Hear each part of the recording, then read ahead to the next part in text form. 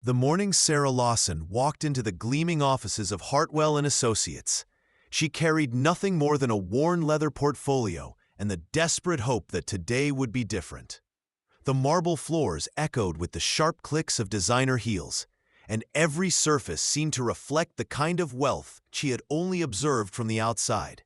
She had rehearsed this moment 100 times in her cramped studio apartment, but standing here now, surrounded by oil paintings worth more than her annual salary, doubt crept in like fog rolling over the bay. At 26, Sarah had already weathered more storms than most people twice her age. The daughter of immigrants who had sacrificed everything for her education, she carried their dreams on her shoulders, along with her own mounting debts. Her law degree from a state school might as well have been written in invisible ink when competing against graduates from Harvard and Yale. But today was different. Today, she had an appointment with James Hartwell himself. The receptionist, a woman whose makeup looked professionally applied at dawn, barely glanced up as Sarah approached. "Sarah Lawson for Mr. Hartwell," she said, her voice steadier than she felt. "Third floor, corner office. He's expecting you." The dismissive tone suggested this was just another routine meeting, but Sarah knew better. This wasn't routine at all. As the elevator climbed, Sarah's mind wandered to the phone call that had changed everything. 3 days ago, she had been reviewing contracts at a small family law firm, earning barely enough to cover her student loans, when her phone rang with an unknown number. "Miss Lawson, this is Patricia Hartwell. I believe you knew my grandson Michael at law school." Sarah's heart had stopped. Michael Hartwell, the brilliant, kind-hearted heir to one of the city's most prestigious law firms, who had been her study partner, her closest friend, and for one brief shining semester, something that might have become more.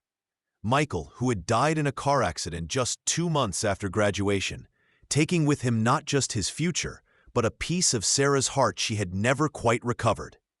"Mrs. Hartwell," Sarah had whispered into the phone, memories flooding back like a dam had burst. "I have a proposition for you, dear, something that would benefit us both and honor Michael's memory in a way I think he would have appreciated. Can you come to the office this Friday?" Now, standing outside James Hartwell's office, Sarah wondered what she had gotten herself into. The door opened before she could knock, revealing a man in his early 60s with silver hair and eyes that held both authority and something that looked like desperation. "Miss Lawson, please come in." James Hartwell's voice carried the weight of generations of legal expertise, but there was a tremor in it that surprised her. "My mother has told me a great deal about you." The office was everything Sarah had expected and more. Floor-to-ceiling windows offered a panoramic view of the city skyline, while shelves lined with leather-bound legal texts and family photographs created an atmosphere of established success. But it was the photograph on James's desk that caught her attention, a young man with kind eyes and an easy smile that she remembered so well. "Michael spoke of you often," James said, noticing her gaze. "He said you were the most brilliant legal mind in your class, and the only person who could make contract law sound like poetry." Sarah felt her throat tighten. He was always too generous with his praise. Was he? James gestured for her to sit in one of the burgundy leather chairs facing his desk. "Because from what I understand, you graduated despite working 3 jobs to pay your way through school. You wrote a law review article that's still cited today, and you've managed to build a reputation for excellence even in the small firm where you've been working." The praise felt foreign, almost uncomfortable. Sarah had grown accustomed to being overlooked, to having her accomplishments attributed to luck rather than skill. "Mr. Hartwell, your mother mentioned a proposition." James leaned back in his chair, studying her with an intensity that made her feel like she was being evaluated for the Supreme Court. "Miss Lawson, what I'm about to tell you must remain absolutely confidential, regardless of whether you accept what I'm about to propose." Sarah nodded, her legal training kicking in even as her curiosity peaked. "My father founded this firm 60 years ago with a vision of creating a legal dynasty that would serve this city's most prominent families for generations. When Michael died, that vision died with him. James's voice cracked slightly, revealing the father beneath the businessman. "I have no other children, no heirs, and according to the terms of my father's will, if there is no family member to inherit the firm by my 65th birthday, which is in 18 months, the entire business must be sold." The magnitude of what he was saying began to sink in. Hartwell and Associates wasn't just a law firm, it was an institution. The thought of it being dissolved or absorbed by some corporate giant seemed almost criminal. "But surely there are other family members," Sarah said carefully. "There are distant cousins, none of whom have any legal training or interest in the law. The will is very specific about the heir being a direct descendant who is also a qualified attorney." James paused, his eyes meeting hers directly. "Unless, of course, that heir is someone who becomes family through marriage." The words hung in the air between them, like a bridge that Sarah wasn't sure she was ready to cross. "Mr. Hartwell, I'm not sure I understand." "My mother has a theory, Miss Lawson. She believes that Michael was planning to propose to you before the accident. She found a ring hidden in his apartment, along with a letter he had apparently been drafting, a letter addressed to you." Sarah's world tilted. The possibility that Michael had been planning a future with her was something she had wondered about in her darkest moments, but hearing it confirmed felt like being struck by lightning. "Even if that's true," she said slowly, "Michael is gone." "I don't see how that helps your situation." James opened a drawer in his desk and pulled out a thick legal document. "What I'm proposing is unconventional, and I want to be completely transparent about what it would entail. A marriage of convenience, purely for legal purposes, with my son Richard." Sarah blinked, certain she had misheard. "Your son?" "Richard is 32, a Harvard-trained lawyer who has been working in corporate law in New York. He's brilliant, but he has no interest in family practice or staying in this city long-term. However, if he were married, he would inherit the firm according to the terms of the will. And if his wife happened to be an exceptional attorney who could actually run the firm while he pursues his own career." James let the implication hang in the air. "You're asking me to marry a complete stranger for a law firm?" "I'm asking you to consider a business partnership that would be formalized through marriage. You would have complete operational control of the firm. Richard would remain a silent partner, drawing a modest salary while you build the practice into whatever vision you have for it. After 5 years, should you choose to divorce, you would receive a settlement that would set you up for life, plus ownership of 40% of the firm." The numbers were staggering. Even 40% of Hartwell and Associates would be worth more money than Sarah could spend in several lifetimes. But the idea of marrying someone she had never met, even for business purposes, felt like something out of a Victorian novel. "I need to think about this," she said finally. "Of course, but Sarah, may I call you Sarah? I want you to know that this isn't charity. You would be doing us the favor. Richard needs someone with your integrity and brilliance to preserve what my father built. And honestly, after researching your background, I believe you're exactly what this firm needs to thrive in the next century." As Sarah left the office that afternoon, her mind was spinning with possibilities and concerns in equal measure. The train ride back to her small apartment gave her time to process what had just happened. A fake marriage to save a law firm and launch her career beyond her wildest dreams. It sounded like the plot of a romance novel, except this was her life, and the stakes were very real. That evening, she called her parents. Her mother, ever practical, immediately began calculating the financial benefits. Her father, more cautious by nature, worried about the emotional toll of such an arrangement. "But sweetheart," her mother said in Mandarin over their video call, "this is exactly the kind of opportunity we came to this country to provide for you. You would be foolish not to consider it seriously. Marriage should be about love, not business." Her father countered, his engineer's mind uncomfortable with the variables he couldn't quantify. "Sometimes love comes later," her mother replied, and Sarah realized her parents were having a conversation about more than just her potential arrangement. Over the next week, Sarah researched everything she could about Richard Hartwell, Harvard Law Review editor, specializing in international corporate mergers, currently working for a prestigious firm in Manhattan. The few photos she found online showed a tall man with dark hair and serious eyes, usually in expensive suits at charity galas or legal conferences. He looked competent, professional, and completely intimidating. She also researched the firm's client list, case history, and financial records, all of which were impressive. Hartwell and Associates represented everyone from tech entrepreneurs to old money families, handling everything from complex estate planning to high-stakes litigation. Taking over such a firm would be like being handed the keys to a legal kingdom. But it was the letter that ultimately made her decision. James Hartwell called her personally to deliver it, his voice gentle as he explained that his mother thought she should read what Michael had written. The letter, in Michael's familiar handwriting, was dated just 3 days before his accident.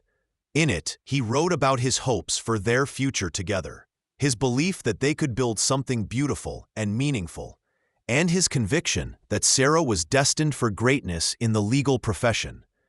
He had planned to ask her to marry him after the bar exam, wanting to support her career while building a life together. "I know you worry about coming from different worlds," Michael had written. "But I've never met anyone who sees justice as clearly as you do, or who fights for the underdog with such passion. I want to spend my life watching you change the world, one case at a time." Reading his words, Sarah felt a clarity she hadn't experienced in years. Michael would have wanted her to take this opportunity. He would have understood that sometimes the path to your dreams requires unexpected courage. She called James Hartwell the next morning. "I'll do it," she said simply, "but I have conditions." The conditions were numerous and specific. The marriage would be strictly business for the first 2 years, with separate living arrangements and clear boundaries. Richard would have no authority over her legal decisions or client relationships. The firm's name would eventually change to include hers. And most importantly, either party could end the arrangement with 6 months' notice and no hard feelings. "Richard will be in town next weekend to meet you," James said after agreeing to terms. "I think you'll find him more amenable to this arrangement than you might expect. He has his own reasons for wanting to help preserve the family legacy without being tied down by it." The meeting was arranged for Sunday brunch at the city's most exclusive private club, a place where deals worth millions were discussed over drinks.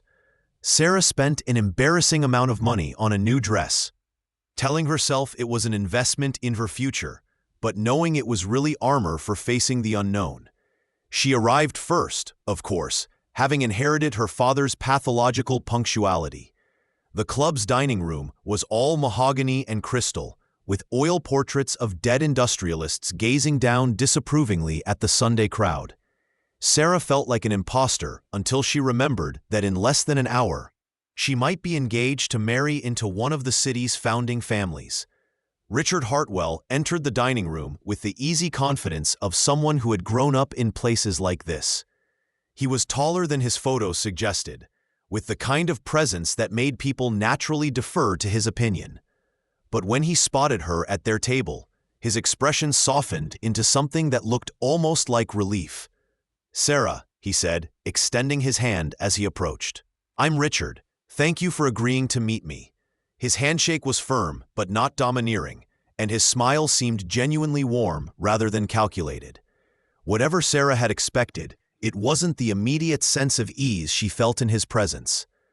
"Thank you for coming all the way from New York," she replied, gesturing for him to sit across from her. "Actually, I should thank you," Richard said as he settled into his chair. "When my father first explained this situation, I thought he had lost his mind. But after learning about you and about what you meant to Michael, I realized this might be exactly what we all need." They spent the first hour talking about everything except their potential marriage. Richard told her about his work in corporate law, his travels, and his complicated relationship with the family legacy he had never wanted. Sarah found herself sharing stories about her childhood, her parents' journey to America, and her passion for helping people navigate the legal system. "I have to ask," Richard said over coffee, "why are you really considering this? You're clearly talented enough to build your own successful practice. Why tie yourself to our family's expectations?" Sarah had prepared for this question, but sitting across from him, the rehearsed answer felt inadequate. Because I think your family's firm could be something extraordinary. It has the reputation and resources to take on cases that smaller firms can't handle. I could help people who really need it, not just the ones who can afford premium legal fees. And the marriage part? I'm 26 years old and drowning in student debt. I've never been in a serious relationship that lasted longer than 6 months because I've been too focused on building my career. A business marriage with clear expectations and mutual respect actually seems more practical than trying to find someone who understands why I work 70-hour weeks and gets excited about tort reform. Richard laughed, a sound that transformed his serious expression into something boyish and appealing. You know, that's the most honest thing anyone has said to me in months. Most people tell me what they think I want to hear. I don't know you well enough to know what you want to hear, Sarah replied. But I figure if we're going to do this, we might as well start with honesty. The conversation that followed covered logistics, expectations, and boundaries with the thoroughness of a corporate merger negotiation. They discussed living arrangements, separate apartments initially, with a shared weekend house for appearances, financial arrangements, a joint account for household expenses, separate personal finances, and the timeline for their eventual divorce, to be reassessed annually after the 3rd year. There's something else, Richard said as their meeting wound down. I want you to know that I'm not looking for this to be a real marriage, but I'm also not opposed to the possibility of it becoming one, if that makes sense. I'd rather go into this with someone I could potentially care about than someone I'm guaranteed to merely tolerate. The honesty was refreshing and terrifying in equal measure. Sarah had been prepared for a cold business arrangement, not the possibility of actual emotional complications. I think I understand, she said carefully. We're both agreeing to leave the door open for this to evolve naturally, without any pressure or expectations. Exactly. Richard's smile was warm and reassuring. And if it doesn't evolve, we'll have a successful business partnership and hopefully a good friendship. They shook hands again as they parted, but this time it felt less like a business transaction and more like the beginning of an adventure neither of them fully understood. The engagement announcement appeared in the society pages 2 weeks later, accompanied by a photo of Sarah and Richard at a charity gala, looking every inch the power couple they were pretending to be. The story, carefully crafted by the Hartwell family's publicity team, painted their romance as a whirlwind courtship between two legal minds who had bonded over their shared passion for justice. Sarah's co-workers at the small family law firm were stunned. Her friends from law school were suspicious but supportive. And her parents, after meeting Richard over dinner, gave their cautious approval. He's a good man, her father said in Mandarin as they walked to their car after the dinner. Different from what I expected, but good. He respects you. And he's very handsome, her mother added with a smile. That doesn't hurt. The wedding planning became a crash course in high society expectations. Patricia Hartwell, Richard's grandmother, took charge with the efficiency of a military general, booking the city's most prestigious venue and hiring vendors who usually required years of advance notice. Dear, this wedding is about more than just you and Richard, Patricia explained during one of their planning sessions. It's about establishing your place in this community and showing our clients that the firm is in capable hands for the next generation. Sarah found herself being fitted for a dress that cost more than her car, learning the names and family histories of hundreds of guests she had never met, and practicing the kind of small talk that was apparently essential for legal networking. But it was during the quiet moments, when she and Richard met for coffee to discuss some detail of their arrangement, that Sarah began to understand why Michael had spoken so highly of his cousin. Richard was thoughtful without being condescending, ambitious without being ruthless, and possessed a dry sense of humor that made even the most tedious wedding planning bearable. You know, he said one afternoon, as they reviewed seating charts, I keep waiting for you to change your mind about this whole thing. Having second thoughts? Sarah asked, looking up from the seemingly endless list of table assignments. Not about the arrangement. About you. You're not what I expected when my father first described this plan. What did you expect? Richard considered his answer carefully. Someone more calculating, I suppose. Someone who would see this purely as a business opportunity without any emotional complexity. But you're not calculating at all, are you? You're just brave enough to take risks that other people wouldn't consider. The observation caught Sarah off guard with its accuracy. She had never thought of herself as particularly brave, but perhaps that was exactly what this was, an act of courage disguised as a business decision. Their wedding day dawned clear and crisp, with the kind of autumn light that made everything look like it belonged in a magazine spread. Sarah woke up in her apartment alone, as she had insisted, but found herself surrounded by flowers and gifts from Richard's family, her parents, and even some of her former clients who had somehow heard about the engagement. The morning passed in a blur of hairstyling, makeup application, and the careful donning of a dress that transformed her from Sarah Lawson, struggling attorney, into someone who looked like she belonged in the society pages. But it was when her father knocked on the bedroom door that the reality of what she was doing truly hit her.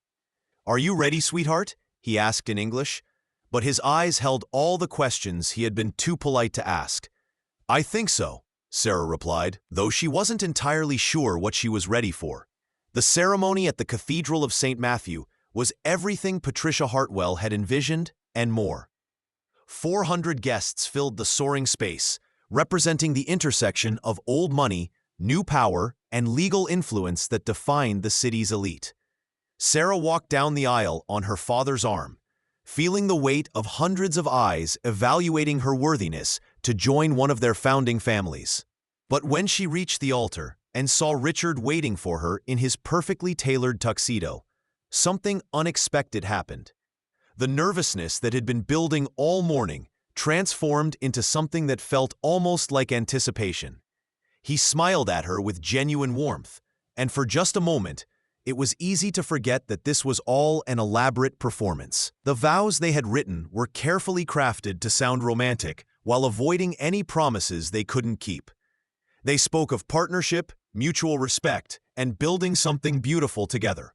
All technically true, even if the something they were building was a law firm rather than a traditional marriage. When Richard slipped the ring onto her finger, Sarah felt a strange sense of completion, as if she had been waiting her entire life for this moment without realizing it. The ring, a family heirloom that had belonged to his great-grandmother, seemed to belong on her hand in a way that surprised them both. "You may kiss the bride," the officiant announced, and Richard leaned forward to press a gentle, chaste kiss to her lips. But as he pulled away, Sarah caught something in his expression that suggested the kiss had affected him more than either of them had anticipated. The reception at the Whitmore Club was a masterclass in elegant entertaining. Sarah found herself moving through receiving lines, making small talk with judges and senators, and accepting congratulations from people who clearly saw her marriage as either a fairy tale or a calculated social climb. But it was during their first dance, as Richard held her in his arms while the orchestra played a waltz his grandmother had selected, that Sarah began to understand the emotional complexity of what they had undertaken. "How are you holding up?" Richard asked softly as they swayed to the music. "It's strange," Sarah admitted. "Part of me keeps forgetting this isn't real, and part of me can't believe any of it is happening at all." "Maybe it's as real as we decide to make it," Richard said, and there was something in his voice that made Sarah look up at him with new attention. The rest of the evening passed in a whirlwind of dinner courses, toasts, and dancing with people whose names she was frantically trying to remember. Richard never left her side, playing the part of the devoted groom with a naturalness that made her wonder how much of it was actually acting.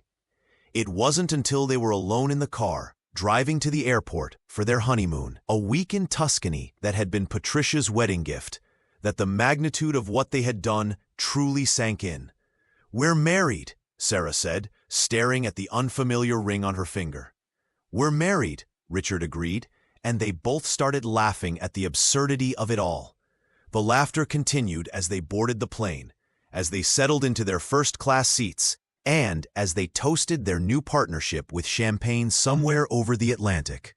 But when Sarah woke up the next morning in their villa overlooking the rolling hills of Chianti, with Richard already up and reading legal briefs on the terrace, she realized that the hardest part wasn't going to be pretending to be married. The hardest part was going to be pretending she didn't want it to be real. Their week in Tuscany established patterns that would define their relationship for months to come. They were comfortable together, sharing meals and conversations with an ease that surprised them both. They explored medieval villages and Renaissance art galleries, debated legal precedents, and discussed their dreams for the future of the firm. But they maintained the careful boundaries they had established, sleeping in separate bedrooms and avoiding the kind of physical intimacy that might complicate their business arrangement. Richard was unfailingly respectful, and Sarah found herself both grateful for his restraint and oddly disappointed by it.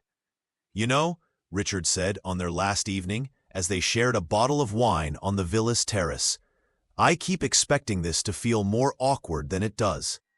"Maybe we're just well-suited for this kind of arrangement," Sarah replied, though she wasn't entirely convinced by her own words. "Or maybe," Richard said carefully, "we're well-suited for each other in general." The statement hung between them like a bridge they weren't quite ready to cross. Sarah felt her heart accelerate, but before she could respond, Richard was already changing the subject to their plans for taking over the firm's operations. They returned to the city as husband and wife, complete with a carefully curated collection of honeymoon photos for social media and a shared apartment in Richard's family's brownstone on the Upper East Side. The apartment had been designed with their situation in mind, a sprawling space with separate master suites connected by elegant common areas where they could maintain the appearance of domestic bliss. Sarah's first day at Hartwell & Associates as a named partner was both exhilarating and terrifying. The staff, who had been briefed on the transition, treated her with a mixture of curiosity and cautious respect. James Hartwell introduced her to key clients personally, making it clear that she had his full support and confidence. But it was Richard's behavior that surprised her most. Despite his stated lack of interest in family practice, he threw himself into helping her understand the firm's culture and client relationships. He accompanied her to important meetings, provided insight into family dynamics that affected legal decisions, and gradually introduced her to the network of contacts that kept the firm thriving. "I thought you wanted to stay focused on corporate law," Sarah said one evening as they reviewed case files in their shared home office. "I do, eventually, but right now, making sure you succeed is more important than my own career timeline. We're partners in this, remember?" The word partners seemed to carry increasing weight as weeks turned into months. They fell into domestic routines that felt surprisingly natural, sharing coffee and newspapers in the morning, debating cases over dinner, and spending evenings working side by side in comfortable silence. Sarah found herself looking forward to Richard's return from his consulting work in New York, and Richard began scheduling fewer overnight trips, claiming he needed to be more involved in the firm's strategic planning. Their friends and family commented on how happy they both seemed, how natural they looked together, how obvious it was that they were perfect for each other. The problem was, it was becoming obvious to them too. The shift began subtly, casual touches that lingered a moment longer than necessary, conversations that became more personal and revealing, moments of eye contact that held promises neither of them was ready to voice. They were falling into something that felt dangerously close to a real marriage, and neither of them knew how to navigate the emotional minefield they had created. The crisis came 6 months after their wedding, during the firm's annual holiday party. Sarah had spent weeks planning the event, using it as an opportunity to showcase the firm's evolution under her leadership while maintaining its traditional elegance. The party was a resounding success, with clients and colleagues praising both her vision and her partnership with Richard. But it was late in the evening, as Sarah was accepting congratulations from one of the firm's oldest clients, that she overheard a conversation that shattered her carefully maintained composure. Of course she's doing well, one of the wives was saying to another near the bar. She married into the Hartwell name. Without that, she'd still be working at some tiny firm nobody's ever heard of. I heard it was all arranged by the family, her companion replied. Poor Richard, having to marry someone so different, just to keep the firm in the family. The words hit Sarah like physical blows. All her insecurities about her background, her worthiness, and the authenticity of her success came flooding back with devastating force. She excused herself from her conversation and found a quiet corner where she could compose herself, but the damage was done. Richard found her there 20 minutes later, having noticed her absence from the party. Sarah, what's wrong? She tried to explain, but the words came out in a rush of hurt and humiliation. Richard's expression darkened as he understood what she had overheard. Those women are idiots, he said firmly. They're jealous because you've accomplished more in 6 months than they have in their entire lives. But they're right, aren't they? Sarah said, tears threatening to spill over. I am here because I married you. Everything I've achieved is because of your family's name and connections. Richard took her hands in his grip gentle but insistent. Sarah, look at me. You are the most brilliant attorney I've ever met. You've transformed this firm's culture, expanded our client base, and earned the respect of everyone who works with you. Yes, marriage gave you the opportunity, but everything you've done with that opportunity is entirely your own achievement. The intensity in his voice surprised her. This wasn't the careful encouragement of a business partner. This was something much more personal and urgent. The truth is, Richard continued, his voice dropping to barely above a whisper, I'm the one who got the better deal in this arrangement. I married someone extraordinary, and I've been trying to figure out how to deserve you ever since. The admission hung in the air between them, changing everything. Sarah felt her breath catch as she realized that the careful boundaries they had maintained were about to crumble entirely. Richard, I know this complicates everything, he said quickly. I know we agreed this would be strictly business, and I don't want to pressure you into anything you're not ready for. But Sarah, I need you to know that what I'm feeling for you has nothing to do with our arrangement and everything to do with who you are. Standing there in the quiet corner of the party, surrounded by the sounds of celebration and success, Sarah realized that she had been lying to herself for months. This hadn't been a business arrangement for a long time. It had become something real and precious and terrifying. I've been trying so hard not to fall in love with you, she whispered, the admission feeling like stepping off a cliff. Richard's response was immediate and wordless. He cupped her face in his hands and kissed her with a passion that had been building for months, and Sarah kissed him back with all the emotion she had been carefully suppressing. When they finally broke apart, both of them were breathing hard and staring at each other as if seeing each other for the first time. So where does this leave us? Sarah asked, her voice shaky with the magnitude of what had just happened. I think, Richard said, his thumb tracing her cheek gently, it leaves us figuring out how to turn our fake marriage into a real one. The conversation that followed lasted until dawn. They talked about their fears, their hopes, and their growing certainty that what had started as a business arrangement had become the foundation for something neither of them had dared to hope for. They discussed the complications, the pressure from family and society, and the risk of mixing their professional and personal lives so completely. But by the time the sun was rising over the city, they had made their decision. They would stop pretending their marriage was fake and start building something authentic together. The transformation wasn't immediate or dramatic. They had built such a solid foundation of friendship and respect that the shift to genuine romance felt natural rather than jarring. They began sharing a bedroom, planning a real future together, and allowing themselves to dream about children and growing old together. The firm continued to thrive under Sarah's leadership. But now Richard's involvement became more meaningful and permanent. He gradually transitioned his practice from corporate law to estate planning and family business succession, complementing Sarah's strengths and creating a true partnership in every sense of the word. Their families noticed the change immediately.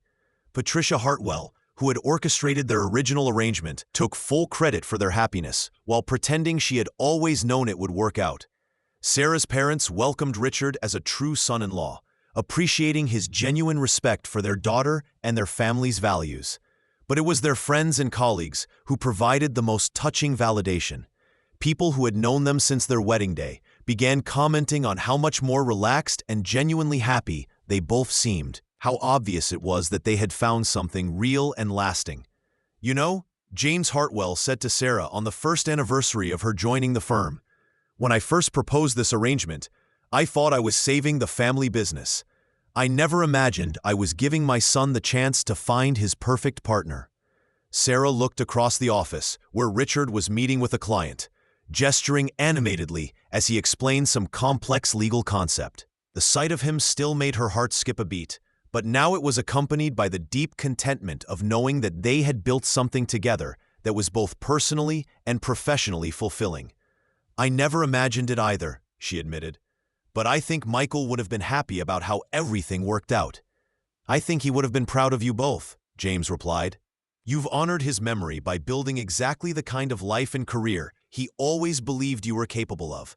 That evening, as Sarah and Richard walked home through the city streets, they passed the small family law firm where Sarah had been working when Patricia Hartwell first called her with her unusual proposition.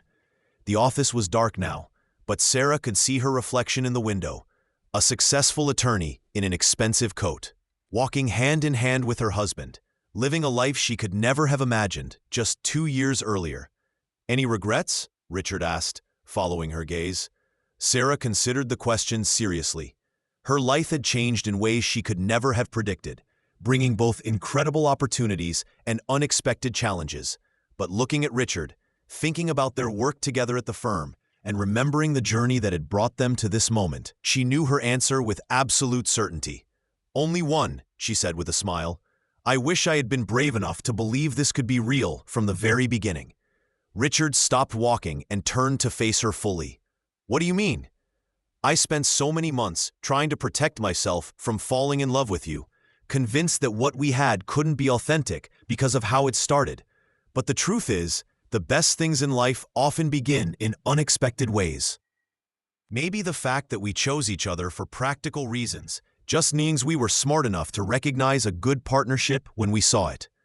And maybe," Richard said, pulling her closer, "the fact that we fell in love despite our best efforts to keep things businesslike just proves that some connections are too strong to be contained by artificial boundaries." They kissed there on the sidewalk, not caring who might see them or what anyone might think. They were no longer playing the role of happily married couple. They simply were one. As they continued their walk home, Sarah reflected on the path that had brought her to this moment. The death of her dear friend Michael had been a tragedy that shaped her understanding of life's fragility and the importance of taking meaningful risks. Her struggling early career had taught her resilience and the value of hard work. And the unusual proposition from the Hartwell family had given her the opportunity to discover that sometimes the most unconventional paths lead to the most extraordinary destinations. Their story became something of a legend in legal circles, though the true details remained private. Colleagues and competitors speculated about the rapid romance between the brilliant young attorney and the established heir, but only their closest friends and family knew the full truth about their arranged beginning and authentic ending. Sarah often thought about other young attorneys struggling to build their careers, wondering how many opportunities were lost because people were too afraid to take unconventional risks or too proud to accept help that came in unexpected packages. She began mentoring law students from backgrounds similar to her own, sharing not just legal expertise, but also the wisdom that came from learning to recognize opportunity even when it arrived disguised as something else. "You know what I love most about our story?" Richard said one evening as they worked late in their home office, reviewing cases for the next day. "What's that?" "It proves that the best partnerships are built on mutual respect and shared goals, whether they begin with love or grow into it. We chose each other for all the right reasons, even if we didn't call it love at the time." Sarah looked around their shared space, the law books that belonged to both of them, the photographs from their travels together, the comfortable disorder that came from two busy professionals building a life together, and realized that Richard was absolutely right. They had created something that was both a successful business partnership and a deeply satisfying marriage, proving that the two didn't have to